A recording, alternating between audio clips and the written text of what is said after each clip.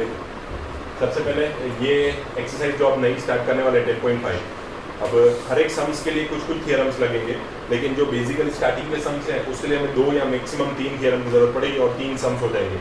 आज का टारगेट उतना ही रखेंगे, ज़्यादा नहीं। थियरम ज़्यादा लिखने में टाइम नहीं लगेगा, तो पहले समझ लो, समझने में टाइम लगेगा। और आपको कहीं पे थियरम प्रूव करके देने की जरूरत नहीं है, तो हम ये भी प्रूव नहीं कर रहे हैं, सिर्फ समझ रहे हैं थियरम्स को। ये है तुम्हारा थियरम 10.8, ठीक है। इसकी थोड़ी सी ये छोटी है,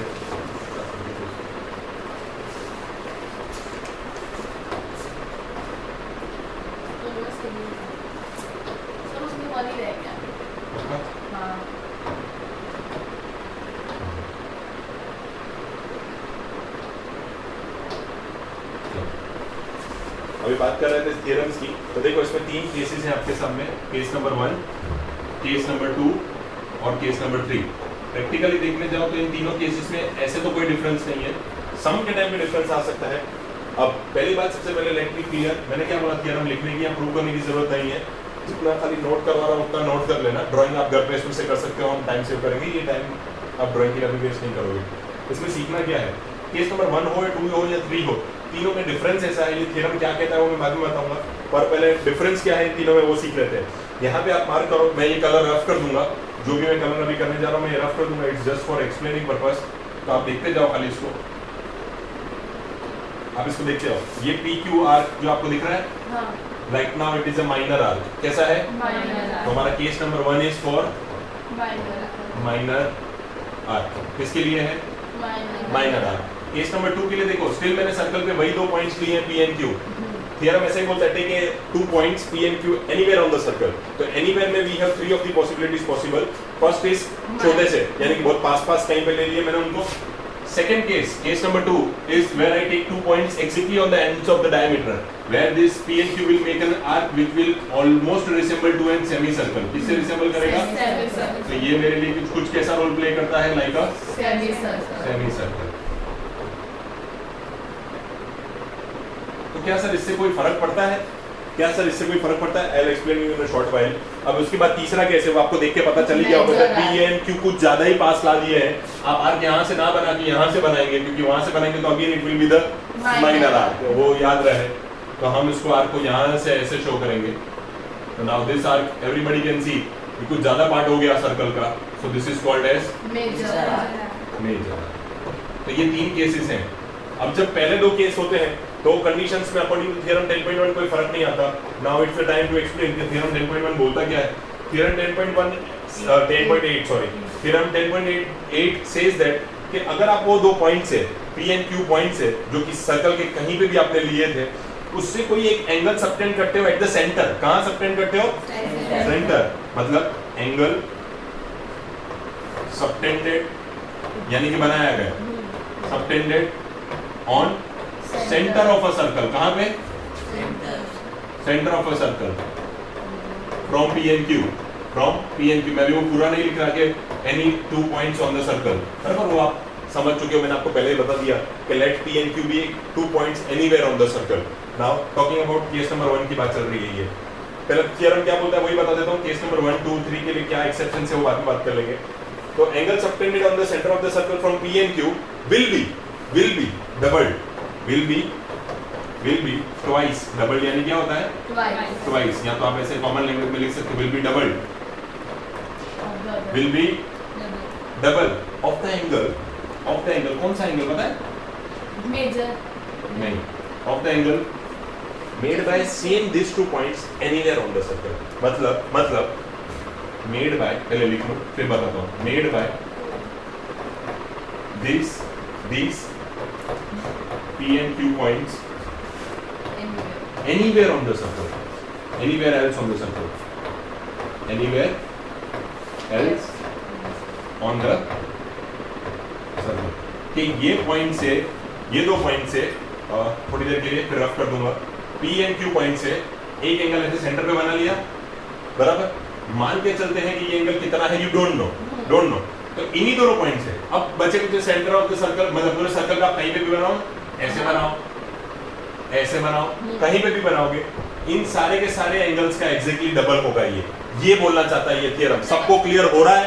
हाँ सर, मतलब वो नीचे वाला 60 के ऊपर वाले 30। 30 या ऊपर वाले 30 तो ये वाला 60, सम्स में यही वेरिएशन आएगा। कई बार ऊपर वाले एंगल दिए होंगे तो हम उसका डबल कर लेंगे, कभी अगर नीचे वाला एंगल दिया होगा तो हम उसका हाफ कर देंगे। क्या कर देंगे? हाँ।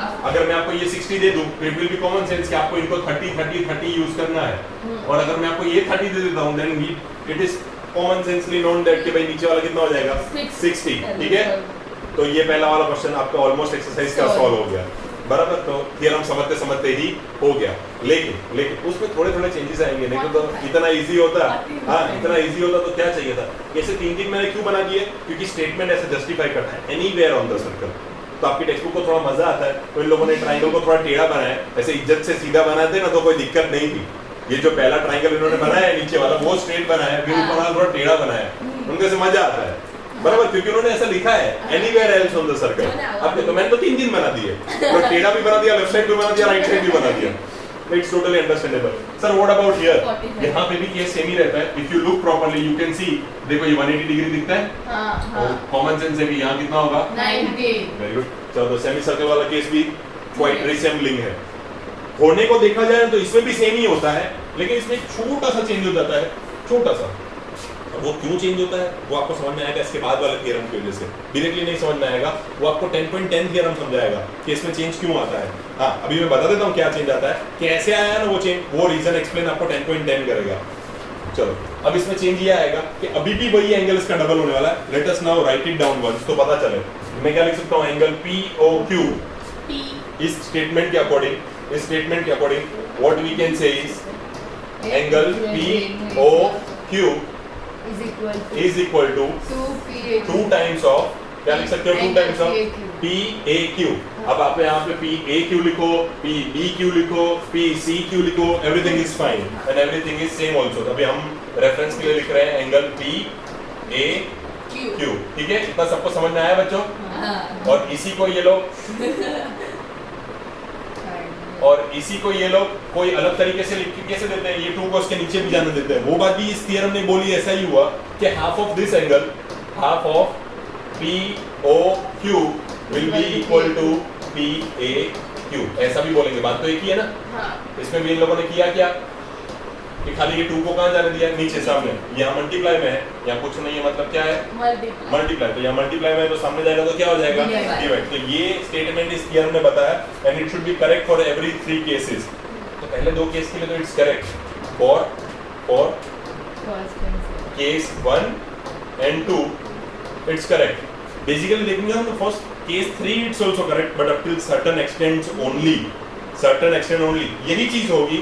लेकिन इसके आगे हम एक वर्ड लगा देंगे फॉर केस 3। अगर बात करें केस 3 की, फॉर केस 3 हम वो एंगल को लेने के बदले वो एंगल का रिफ्लेक्स लेंगे। क्या लेंगे? रिफ्लेक्स को हाफ करेंगे। यानी जस्ट एग्जांपल के लिए बता रहा हूँ। फॉर एग्जांपल अगर सेंटर पे एंगल है हमारा 100, तो यहाँ कितना होना चाहिए? 50। पर अब ये 100 आपको ये वाला एंगल नहीं लेने का, आपको ये 100 इसको लेने का, इसको 100 लेने का।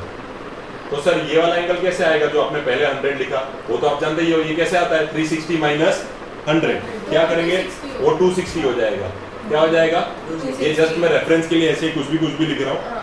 एंगल्स ऐसे नहीं आने वाले, इतने बड़े बड़े एंगल नहीं आएंगे। और ये मैं आपको बता रहा हूँ। सर ऐसा क्यों? तो उसके लिए हमें एक नया एक थ्योरम सीखना पड़ेगा। पहले इतनी जितनी बात बोली वो क्लियर हो गई। हाँ, ये जो पहले 2 केस की बात बोली वो समझ में आ गई। अब केस 3 के लिए क्या होता है वो मैं आपको अलग से समझाता हूँ। ये केस 3 के लिए सिनेरियो कैसा होता है? देखो केस 3 में ऐसा होता है कि आपने जब वो छोटा आर्क लिया होता है, हम वाकई में कोई एक मतलब नॉर्मल डिजिट्स की बात कर लेते हैं कि क्या होगा अगर हम एक रेगुलर टाइप ऑफ डिजिट्स ले ले। तो देखो ये मेरा एक आर्क हो गया, ये मेरे पॉइंट P and Q हो गए। Now according to the theorem 10.8 तो मेरा नीचे वाला नहीं आएगा P and Q इसमें? हाँ नीचे वाला ये P and Q ऊपर से नहीं लेना है, नीचे से लेना। हाँ P and Q, यहाँ पे मैं नाम दे देता हूँ A और सेंटर को हम दे देते हैं O। तो ये एग्जैक्टली उसका क्या होना चाहिए? डबल। ये पर ध्यान से देखो, ये आपको एक क्वाड्रिलेटरल जैसा नहीं दिखता? अब अगर किसी ने आपको इसका एंगल दे दिया 50, क्या दे दिया? 50। तो आपको क्या बोलोगे? सेंटर वाला एंगल तो हमेशा क्या होता है? डबल। तो ये कितना हो जाना चाहिए? 100। तो ये इसको मैं अगर 100 लिख देता हूँ तो क्या इनका सम देखो 180 होता है? एक क्वाड्रिलेटरल के ऑपोजिट एंगल्स तो कैसे होते हैं, उनका सम उनका सम कैसा होता है 180, इनका कहाँ होता है। तो वो बात वॉइड ना हो जाए या वो थियरम गलत ना हो जाए, इसलिए उन्होंने क्या बोल दिया, केस 3 के लिए डू दिस थिंग कि ये 100 एंगल जो है ना वो आप इसका बना दो, ऐसा कर दो, इसका कर दो। उसके लिए हमें एक नया सीन पूरा सीखना पड़ेगा, एक नया थियरम सीखना पड़ेगा। मैंने ऐसे ही वैल्यूज ली, ऐसे ही इसका भी 360 नहीं आएगा, ये ऐसे ही वैल्यू ली जस्ट समझाने के लिए कि क्यों उन्होंने रिफ्लेक्स वाली बात ली है, इसीलिए हमें अभी उतनी जल्दी उसकी जरूरत ही नहीं है। और फिर भी मैं समझा देता हूँ, एक और थियरम भी है, मैं आपको बोल दूं कौन सा थियरम, आप एक बार देख लो उसको। 10.8 टॉपिक करके जो दी है और टाइटल ही दिया है आपको साइक्लिक क्वाड्रिलेटरल्स। देखो उसका नाम क्या है, साइक्लिक क्वाड्रिलेटरल।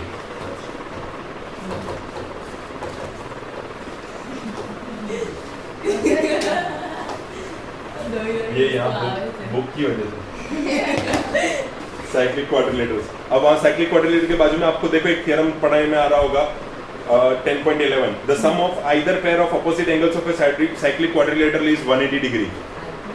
आइदर यानी कि ये, या तो इन दोनों का सम की बात कर लो या तो इन दोनों के सम की बात कर लो, दैट इज कॉल्ड आइदर, कोई एक ऐसा कोई एक। हाँ, उसी के नीचे वाली लाइन देख लो और फॉर्म हो जाएगा 10.12, if the sum of a pair of opposite angle of a quadrilateral is 180 then the quadrilateral is cyclic.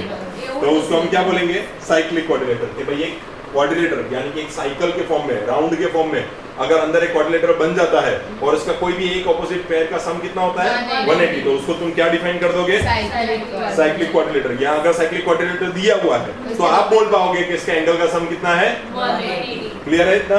दो थियरम ये क्लियर हो गए। तो चलो इसी के ऊपर से आप सम्स की तरफ बढ़ते हैं, आप ज्यादा क्लियरली सम समझ में आने लगेंगे। और जो तू डाउट पूछ रही है ना वो सम के अंदर कैसे क्लियर हो जाता है। हाँ वो 100 वाला। पहले तो 10.5 पे पहुंचे हम। एक्सरसाइज 10.5 सभी बच्चे, एक्सरसाइज 10.5।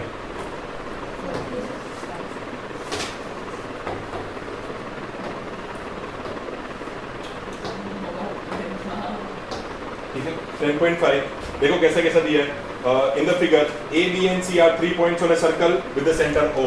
ये सर्कल है, सेंटर O, पॉइंट्स कहाँ का दिए देख लो अच्छे से। A इधर दिया है, C इधर दिया है और B इधर बीच में दे दिया। चलो जितना बड़ा क्वेश्चन होता है ड्रॉ करते जाए ना। With the centre O angle BOC is equal to 30 degree. देखो ये BOC, ये छोटा सा एंगल, जैसे जैसे क्वेश्चन है ये तो अभी अपने पास डायग्राम है, नहीं होता तो मेक एन हैबिट कि आप पढ़ते जाओ और साथ में बनाते जाओ। AOB is equal to 60, AOB ये हो गया आपका 60 degree. If D is a point on the circle other than ABC, इस ABC आर्क को छोड़ के D पॉइंट आप जहां मर्जी ले लो, मैंने वो 3 डायग्राम बनाए थे ना इसके लिए बनाए थे, जहां मर्जी ले लो D point on the other and find the other than the arc ABC, find angle ADC। कहीं पे भी एक पॉइंट ले लो D, अब ढूंढ के दो ये ADC को, ये ढूंढ के सीधा क्लियर ही है। कैसे लिखेंगे इसको, इसके सॉल्यूशन के लिए कैसे लिखेंगे, by theorem 10.8 angle ADC is the half of angle AOC। और अब ये सम इतना छोटा भी तो नहीं हो सकता, तो हमको हर एक चीज दिखानी पड़ेगी। तो angle AOC is equal to sum of two angles, that is angle AOB plus, वैसे सच ही बताओ ना, एक सच बात नहीं चलेगा बेटा, एक सच बात बताओ ना, तो ये टाइप के सम्स यानी कि स्पेशली 10.5 से जो सम्स आते हैं उसमें पूरा थ्योरम लिखना भी पड़ता है।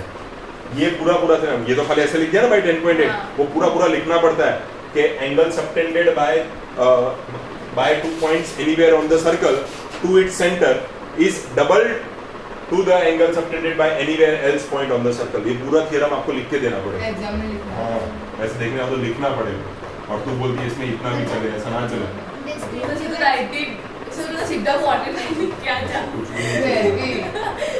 तो ये आपको एंगल AOC कितना मिला 90। इसको 2 बोल दो, इसको चाहिए तो 1 बोल दो। अब यहाँ पे लिख दो पुट इक्वेशन 2 इन इक्वेशन 1। अब देख लो AOC की वैल्यू 90 डिग्री हो गई, तो आप ऐसा लिख सकते हो ADC is equal to half of angle AOC and यहाँ पे हम लिख सकते हैं हाफ ऑफ 90, तो ये आप कट कर सकते हैं और ये आपका हो जाएगा angle ADC is equal to 45। तो ये जो क्वेश्चन मार्क था आपका वो आ गया आपका कितना डिग्री, और इसको केयरफुली देखोगे तो ये 90 डिग्री दिखेगा। हाँ अगर केयरफुली देखोगे तो ये 90 डिग्री आपको दिखेगा। ये था आपका एक्सरसाइज 10.5 का फर्स्ट ठीक है। हाँ, नंबर मेंशन करना जरूरी तब होता है जब आप स्टेटमेंट नहीं लिख रहे हो, otherwise it's not compulsory. Number याद रख जाओ अपने पैप में स्टेटमेंट इजीली याद रखना। हाँ, statement नंबर भी आपको याद है। use तो कर ही रहे हो। लिखने के लिए मैं आपको लास्ट में टाइम देता हूँ। हाँ सब कोई नहीं, ये तो खुद भी लिख लेंगे। हाँ अच्छी बात है। चलो उसके बाद का क्वेश्चन अब वीडियो भूल गए। बहुत देर लगती है, वो 10-12 GB की वीडियो होती है। हाँ तो वो 12 GB की वीडियो अपलोड भी तो हो। Question number 2, a chord of a circle is equal to the radius of the circle. Find the angle subtended by the chord at the point on the minor arc and also the point on the major arc. Of course થઈ શકે અહીંયા ત્રણ हाँ, हो અહીંયા सकता ત્રણ है। ડિગ્રી નો એવું ત્રણ ડિગ્રી ફળ બનાવે તો થઈ જ જાય ને दीदी सॉल्व करके देगी अभी हमको ये क्वेश्चन। હાય હાય સો चलो अब तुम बोलोगे वैसा ही लिखा जाएगा यहाँ पे। મેં કીધું આવડે છે આવડે છે કર હું પૂછી રહ્યા તો સર ડ્રો चलो। કરે છે તારે શું લેવાય चलो तू बोलती जाएगी वैसा हम लिखते हैं। क्या करना है बोल। પેલા રેડિયસ ડ્રો કરાય હા રેડિયસ ડ્રો क्वेश्चन रेडियस से स्टार्ट हुआ था। कॉर्ड ड्रो तो कराय फिर थोड़ा सा सर्कल इक्वल हाँ दोनों 3-3 सेंटीमीटर की ड्रॉ कर लो हाँ बाप रे ये मान लेते हैं कॉर्ड है, हाँ कॉर्ड का नाम दे देते हैं AB। Chord of a circle, question ऐसे दिया, chord of a circle is equal to the radius of a circle. तो इज्जत से दिखे ऐसा भी बनाना कि दोनों इक्वल दिख रहे हैं, तो मतलब बेइज्जती मार्क में करना। ठीक है, अब ये रेडियस से इक्वल कर दिए। अब दिख रहा है ओ ए रेडियस है, ओ बी रेडियस है और ए बी हमारा कॉर्ड है और ऑलमोस्ट ये तीनों सिमिलर दिख भी रहे हैं। देखो यहाँ पे आप बोल सकते हो ए बी हमारा क्या था कॉर्ड, ए बी हमारा क्या था chord, O A was equal to O B and they both were our radius या तो रेडियाई। और हमको गिवन में क्या दिया, गिवन में क्या दिया कि हमारे कॉर्ड जो है वो इक्वल है किससे, रेडियाई से। ठीक है, तो हम क्या बोल सकते हैं कि A B equal to O A is equal to O B. तो क्या मैं इस पे से कंक्लूड कर सकता हूँ therefore triangle O A B is an equilateral triangle. O A B is an 60 हाँ तो 60 अरे सही क्यों ऊपर पहले 30 बनाते नीचे नहीं। अभी देखो अगर इक्विलैटरल ट्रायंगल है तो हम लिख सकते हैं एस बी नो क्या बात करते हैं all angles of equilateral triangle are all angles equal आपसे of equilateral triangle are equal and 60 degree and 60 degree। अब इतना तो तुम सबको आता था ना। अभी वो ड्रॉ करने ना ए और बी से ऊपर मेजर आर्क पे एक पॉइंट रखना है, नीचे माइनर आर्क पे रखना है और फिर क्या करना है इन दोनों का, और वो एंगल फाइंड करना है। तो ऊपर वाला 30 डिग्री आएगा और नीचे वाला का डबल होगा कि नीचे 60 क्वेश्चन पढ़ लो एक बार फिर से, तो फिर मैं उसको ड्रॉ कर दूं। चलो एक बार पढ़ लो फटाफट क्वेश्चन क्या लिखा है। find the angle subtended by the chord हाँ, at a point on the minor arc and also at a point on the major arc। यानी कि आपको दो चीजें फाइंड करनी है। ये आपका हो गया माइनर आर्क, हाँ तो एक पॉइंट आपको पहले यहाँ लेना पड़ेगा हाँ और इसको हम नाम दे देते हैं फॉर एग्जांपल से P। तो A से लेके आपको P तक एक एंगल बनाना है और P से लेके आपको B तक भी एक एंगल बनाना है, यानी एक आपको ये एंगल ढूंढ के देना है। Also at the major arc, तो can I call it this as a major arc. हाँ तो मेजर आर्क पे भी आपको कोई एक पॉइंट देना है, मैं ले लेता हूँ Q। b equal to 120 एक मिनट करते हैं उसको B और ये मेजर आर्क पे भी हमने एक पॉइंट ले लिया Q और उसको ज्वाइन कर देते हैं हम यहाँ से ऐसे, और इसको हमें ढूंढना है। दो चीजें ढूंढने की बोली है, माइनर आर्क पे और मेजर आर्क पे। तो पहला इजी कौन सा रहेगा पता है, मेजर आर्क वाला। कौन सा रहेगा इजी, मेजर तो अगर हम मेजर आर्क की बात करें तो मेजर आर्क पे कौन सा पॉइंट है Q। तो हम क्या बोल सकते हैं, हमें क्या प्रूव करके क्या ढूंढ के देना है, एंगल AQB। क्या ढूंढना है, एंगल AQB ये हमें ढूंढ के देना है। कैसे ढूंढोगे, हियर हम 10.8 के अकॉर्डिंग कि हमारा AOB जो कि इक्विलैटरल के सारे एंगल 60 डिग्री होते हैं, तो ये भी मेरा कितना है 60 तो ये एग्जैक्टली 60 का कितना होना चाहिए, हाफ। तो कैसे लिखेंगे, बाय theorem 10.8 मैं क्या बोल सकता हूँ angle AOB is equal to 2 times of, यहाँ तो चलो डायरेक्ट वोट जो ढूंढ रहे हैं उसी के लिए लिख दो, angle AQB is the half of angle AOB AQB is equal to half of 60 degree. इसको आप कट करोगे तो ये कितना हो जाएगा आपके लिए? AQB is equal to 30। Correct answer पीछे से चेक करो पहले। सर ये P वाला एंगल 150 होगा। 150 कैसे? अरे क्वाड्रिलेटरल ने अपोजिट 180 बना के रखा, ठीक है 150। हाँ, सर। ये आपको कितना मिला? AOB PB क्वाड्रिलेटरल नहीं ले सकते? हाँ लो ना। तो फिर आंसर अलग आ जाएगा, नहीं 120 आएगा। नहीं आएगा। ऐसे हो गया 10.5 30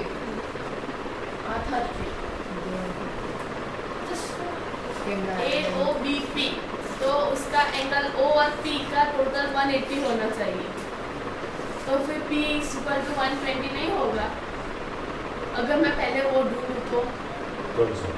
पहले अगर मैं P ढूंढूं तो मैं वो क्वाड्रिलेटरल है AOPB, हाँ तो एंगल O और P का सम 180 होना चाहिए, तो उसको 120 भी हो सकता है ना? वो साइक्लिक क्वाड्रिलेटरल थोड़ी वो होगा। मैं अभी एग्जैक्टली वही बोलने जा रहा हूँ कि भाई हमने डेफिनेशन में पढ़ा कि साइक्लिक क्वाड्रिलेटरल होने के लिए उसके चारों वर्टिसेस उस पे होने चाहिए, सर्कल पे। हमने इसमें यही चीज पढ़ी, ये वाले पेज पे हमने यही चीज पढ़ी कि साइक्लिक क्वाड्रिलेटरल होने के लिए आपके चारों के चार जो एंगल होते हैं, यहाँ पे ये नहीं था तभी तो वो नहीं आ रहा था, तभी तो मैंने रिफ्लेक्स लिया। रिफ्लेक्स के थ्रू ये समझाने का मतलब ही क्या था, यहाँ पे देखो ये एंगल कहाँ है? सेंटर पे। तो यहाँ पे इनका सम होना चाहिए 180, इसका 50, तो इसका कितना होना चाहिए? 130। लेकिन अगर यही पॉइंट O यहाँ होता और मैं इसको ऐसे ज्वाइन करता, अब देखो क्या मेरा ये 1 पॉइंट, 2 पॉइंट, 3 पॉइंट, 4 पॉइंट, चारों चार सर्कल पे है कि नहीं? हाँ। तो इस क्वाड्रिलेटरल को बोलते हैं साइक्लिक क्वाड्रिलेटरल। क्या बोलते हैं? साइक्लिक। इसके ऑपोजिट एंगल्स का सम कितना होना चाहिए? 180। हाँ, एंगल्स का सम कितना होना चाहिए? 180। ऐसा आपको बोला है 10.8 नाम के एक टॉपिक ने, और उस टॉपिक के अंदर में दो थियरम भी आते हैं, 10.10 एंड 10.11। ये दोनों थियरम है, ये भी सेम ही चीज को जस्टिफाई करके देते हैं आपको। वो इसके अंडर में आते हैं, इस टॉपिक के अंदर में, इसके अंडर में आते हैं, वो ये आपको जस्टिफाई करके देता है। तो ये कंफ्यूजन ना हो, इनका सम 180 नहीं होता, इनका सम 180 नहीं होता, इनका सम 180 होता है। इसके केस में हमें रिफ्लेक्स पे जाना पड़ता है। कहाँ जाना पड़ता है? रिफ्लेक्स पे। आपको ऐसा नहीं सोचना है कि इनका सम 180 डिग्री होगा। तो टॉकिंग अबाउट आवर सम, अभी हमारे सम पे वापस आ जाए। अगर यहाँ पे हम बात करें तो जो 2 क्वाड्रिलेटर ले रही थी, रिमेंबर मैं ये जो मार्क कर रहा हूँ वो रफ कर दूंगा। ये जो अभी इस पेन से लिखने जा रहा हूँ येलो से, वो ज्यादा देर के लिए नहीं है, जस्ट इमेजिन करवाने के लिए। दीदी ने ऐसा क्वेश्चन पूछा, बच्चों बराबर है क्वेश्चन, कि सर आप ये वाला क्वाड्रिलेटर लेने जा रहे थे, ठीक है, आप ये वाला क्वाड्रिलेटर लेने जा रहे थे, येलो से करता हूँ, सर आप ये वाला क्वाड्रिलेटर लेने जा रहे थे और आप ऐसा बोलते हो ये 30 है, तो बाकी का ये एंगल 180 में से माइनस करके 150 हो जाता है, और वही हमारा आंसर है और वही सम करना है। ऐसे ही सम सॉल्व होगा ये वाला। बट उसका कहना ऐसा है सर कि ये क्वाड्रिलेटर के बदले अगर मैं ये वाला क्वाड्रिलेटर ले लूं तो क्या इसका और इसका सम करूं तो अलग अलग नहीं आएगा? ऐसे तो फिर 180 में से 60 को माइनस करेंगे तो ये तो 120 आ जाएगा। उसका एक और प्रूफ भी मैं तेरे को दे सकता हूँ कि ये गलत है, क्योंकि फिर देख इन तीन का एंगल का सम 180 के अंदर नहीं रहेगा, 180 के अंदर नहीं रहेगा, सम थोड़ा बड़ा चला जाएगा। और क्या है इसका रीजन कि ये साइक्लिक क्वाड्रिलेटरल नहीं है, ये क्वाड्रिलेटरल साइक्लिक नहीं है। इसका एक पॉइंट कहाँ लाई कर रहा है? सेंटर पे, not on the circle, not on the. इसमें अगर हम उसका रिफ्लेक्स तो 300, हाँ तो भी आ जाएगा, तो भी आ जाएगा। 30 माइनस 2 चलो पहले खाली ये लिखवा दो, फिर वो करके देता हूँ, वो भी करके देता हूँ। हाँ जो तू बोल रही है ना के बाद वाला ही सम है, पर अभी इसको पहले खत्म कर दे। चलो माइनर आर्क के लिए करें। अब माइनर आर्क के लिए किए तो माइनर आर्क के लिए हमारा एंगल अब कौन सा होने वाला है? APB। तो now we need to find the angle APB। उसके लिए पहले हमें इसमें साइक्लिक क्वाड्रिलेटरल ढूंढना होगा। तो ये तो सीधी बात है, ये मेरा साइक्लिक क्वाड्रिलेटरल तो नहीं बन रहा because the angle is at the centre. Cyclic quadrilateral कौन सा है? AQBB। तो आपको यहाँ पे मेंशन करना पड़ेगा quadrilateral AQPB is a cyclic quadrilateral. अगर वो साइक्लिक क्वाड्रिलेटरल है तो ऑपोजिट एंगल्स का सम कितना होना चाहिए? 180। Therefore, sum of opposite sides नहीं बेटा, angles should be 180। तो कौन से एंगल्स को ले लूं मैं?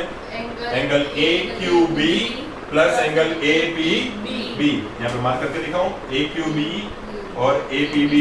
Angle AQB plus angle APB, both of their total should be 180। अब AQB की तो मेजरमेंट दी हुई है हमें, मतलब हमने फाइंड की है, ये रे कितनी है? 30। तो यहाँ पे मैं डाल देता हूँ 30 plus APB is equal to 180। सीधी बात है, angle APB will be 150। 180 minus 30, then angle APB will be 150। सब ऊपर जाए। हो गया, ये एंगल आपको मिल गया। ठीक है? हो गया। अब लिखने का टाइम ले लीजिए 2-5 मिनट, आपके पास 5 ही मिनट है। चलो फटाफट नोट इट डाउन। सर वो अच्छा ये भी लिखना है? सब कुछ लिखा तो फटाफट। तो नहीं होगा। हाँ सर 5 मिनट में हो जाएगा। सर, नहीं है तो मैं ले जाता तो फोन चलो काउंटिंग करने के बजाय सर फोन क्या? जल्दी सर करो। फोटो बांटने देना ना सबके इस पे। नहीं बेटा, मैं शेयर हाँ, करूंगा। इधर जाना। मैं सारा के सारा एक बार इस पे लिखा हुआ है। फोटो करना है तो मैं घर पे असल में ये Teatro Garo, Garo, Garo que lo conoces. लिख लो।